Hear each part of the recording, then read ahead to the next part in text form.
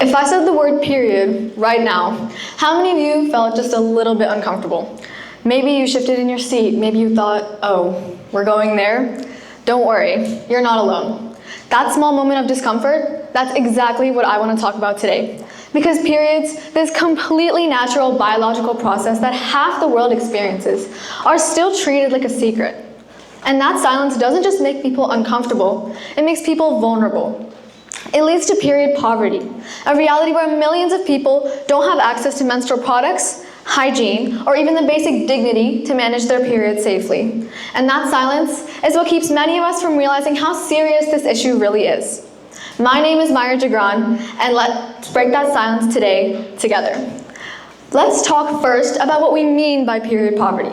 The lack of access to menstrual products, hygiene facilities, proper education, and the dignity to manage a period safely and with confidence.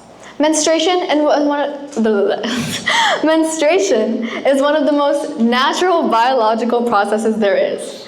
It is a sign of healthy fertility and life itself. And yet, in so many parts of the world, it is treated like something dirty or shameful. In some countries, girls are told that they can't enter the kitchen while on their periods. In others, they're forced to sleep outside in sheds or huts. And in schools, millions of girls miss school or drop out entirely because they don't have pads or privacy. Even in wealthy nations, period poverty is very real. In the US and the UK, surveys show that 1 in 5 people who menstruate have struggled to afford period products at some point. For example, we can take Crystal Jackson's story, who she shared with healthywomen.org. She talks about how as a child she would have to use balled up pieces of toilet paper or even socks while on her period because she couldn't afford pads or tampons. This isn't just the unfortunate reality of many women around the world, but it can also be deadly, as improper care while on your period can lead to toxic shock syndrome and death. And all of this is made worse by silence. We don't talk about periods, we whisper about them. We use code words like that time of the month. Even advertisements for pads use blue liquid because apparently red was too scandalous for TV. This silence doesn't just create discomfort, it creates ignorance. In many communities, girls get their first period without knowing what's happening to their bodies. Some think they're ill or even dying because they don't know what's happening. Can you imagine how terrifying that must be? But here's the hopeful part.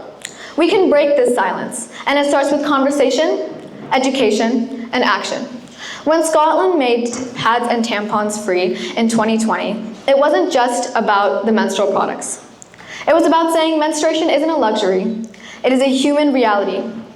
When schools teach about periods openly with boys and girls together, it normalizes what should have never been hidden. When workplaces provide period products in restrooms, they signal dignity and inclusion. And when we talk, when we share our stories, our discomfort, and even our jokes, we chip away at centuries of stigma. First, talk about it. Say the word period without flinching. Talk to your kids, your friends, your colleagues. The more we talk, the less power shame has. Second, support organizations that fight period poverty through donations, volunteering, or advocacy. Groups like Days for Girls, the PAD Project, and countless local charities are already changing lives. For example, there is a group called the Women's Student Association at my high school, and we have partnered with the PAD Project to make pads and tampons free in 5 of our major bathrooms at our school.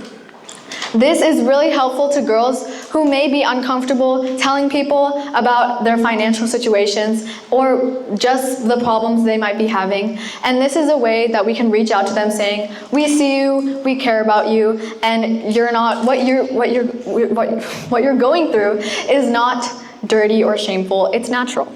And third, demand policy change. Ask your schools, your governments, your workplaces, why aren't periods freely available, just like toilet paper?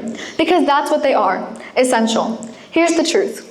No girl should have to choose between food and menstrual products. No girl should have to miss school because of her period. And no one should ever feel shame for something that keeps humanity going. Periods are not dirty, they are not taboo, they are powerful, natural, and deserve dignity, just like the people who experience them. So let's talk, let's act, and let's make period poverty a thing of the past. Thank you.